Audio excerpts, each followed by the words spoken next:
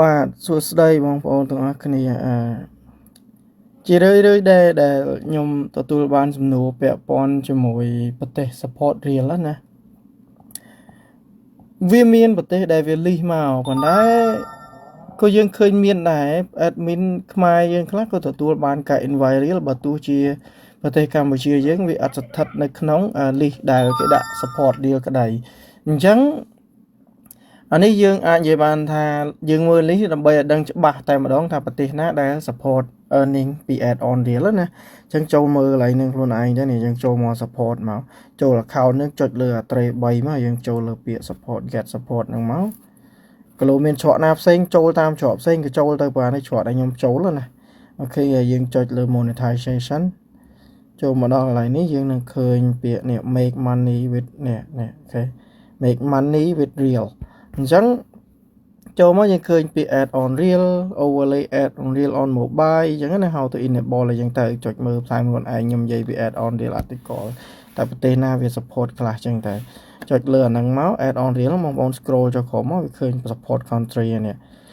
ឃើញអត់វាដាក់នេះ what are the eligibility requirement for add on Facebook real អញ្ចឹងកន្លែងហ្នឹងវាចង់និយាយថាតើស្អីខ្លះដែលជាតម្រូវការចាំបាច់ក្នុងការអាចទទួលបានមុខងាររលុយពីលើមុខងាររៀលនឹងបានអញ្ចឹងយើងត្រូវតែទទួលការ invite ពីគេបានយើងអាចស្នើទេត្រង់ចាំគេ invite you must be on a page new page or professional mode or profile យើងត្រូវនៅលើ page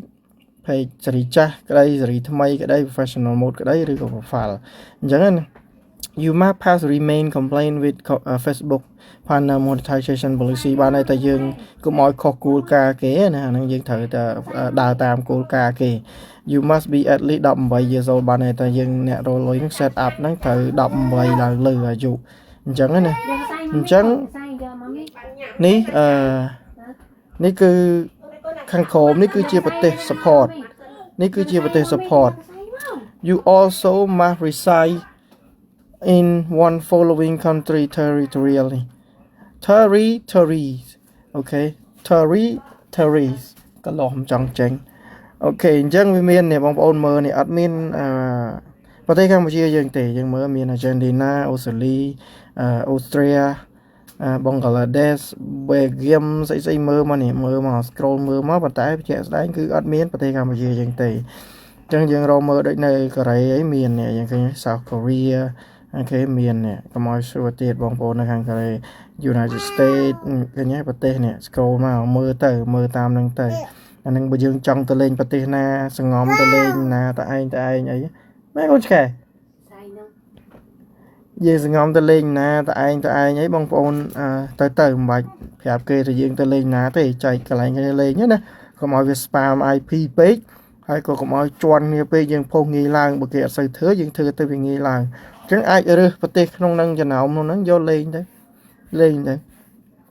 ខ្ញុំកាលយើងថាប្រទេសខ្លះវារៀងថោកប៉ុន្តែអត់សូវមានគេលេងយើងវាយទៅវាអាចផ្ទុះខ្លាំងសំទៅលុយច្រើនដូចគ្នាអញ្ចឹងណាហ្នឹងហើយអញ្ចឹងមួយសារទៀតប្រទេសកម្ពុជាអត់មានក្នុងលីសទេអញ្ចឹងបានបងប្អូនសួរមកខ្ញុំថាវាអាចទទួលបាន invite ប៉ុន្តែយល់ល្អយើងគួរទៅលេង admin ដែលនៅលើប្រទេសក្នុងលីសគេហ្នឹងតែម្ដងទៅព្រោះយើងកុំទៅលេងព្រាវលើអាប្រទេសដែលអត់នៅក្នុងលីសគេហ្នឹងណាយើងលេងអា admin ដែលនៅលើប្រទេសគេហ្នឹងតែម្ដងអាហ្នឹងយើងសង្ឃឹមច្រើនជាងយើងអាលេងព្រាវមិនដឹងណាណីហើយលេងប្រទេសទាំងអស់នេះបើមិនបានរៀលក៏យើងអាច set up in stream បានដែរតែយើងលេងកម្ពុជា in stream យើងបាក់ set up អត់កើតអីចឹងទៅខុស country ចឹងទៅវាមិនមែនបាក់ទេអត់កើតបណ្ដោយវា ineligible តែម្ដងអញ្ចឹងវាល្អដែលយើងបង្ការបណ្ដោយទៅបើទោះជាកម្ពុជាអាចមានឱកាសទទួល invite ខ្លះក្តីប៉ុន្តែកម្រណាហើយក៏កម្រមានបងប្អូនយើងលេង admin កម្ពុជាដែរអញ្ចឹងសង្ឃឹមថាវីដេអូនឹងសម្រាយប៉ុណ្ណឹងហើយមើលតាមនឹងទៅមើលតាមនឹងខ្លួនឯងទៅចង់លេងអីមើលអីអញ្ចឹងណាចូលលេងខ្លួនឯងទៅហ្នឹងហើយសង្ឃឹមថាมันមានសំណួរពាក់ព័ន្ធជាមួយលេងប្រទេសណាទៀតចាស់ហើយអាហ្នឹងសង្ងំលេងប្រទេសណាដែលយើងគិតថាអាចលេងបានគិតថាមនុស្សមិនសូវទៅរើសមើលមួយទៅក្នុងហ្នឹងរើសមួយពីរទៅសាកទៅវាយទៅវាយអាមេរិកឈ្នះគេណាបើតែមែនតើទៅលុយធំនៅតែអាមេរិកអញ្ចឹងលុយធំនៅតែអាមេរិកគ្មានណាលុយធំជាងអាមេរិកទេបានថាអ្នកធ្វើវាច្រើនការប្រកួតប្រជែងវាច្រើនតាមហ្នឹងអញ្ចឹងណាអញ្ចឹងបើយើងមើលវាយអាមេរិកអស់ចិត្តឯងសាករើសប្រទេសផ្សេងវាយសាកមើល កាច់ admin យើង admin ខ្មែរ admin ថៃទិញមកយកទៅមកកាច់មកចង់វាយទៅប្រទេសណាវាយលេងយក primary ប្រទេសហ្នឹងសិនទៅហើយចាំវាយ real តាមក្រោយទៅមានបាក់អីលេងប្រទេសណាក៏បានដែរសម័យនេះ VPN ពេញដៃហ្នឹងអូខេប៉ុណ្ណឹងបងប្អូនអញ្ចឹងបាយបិទ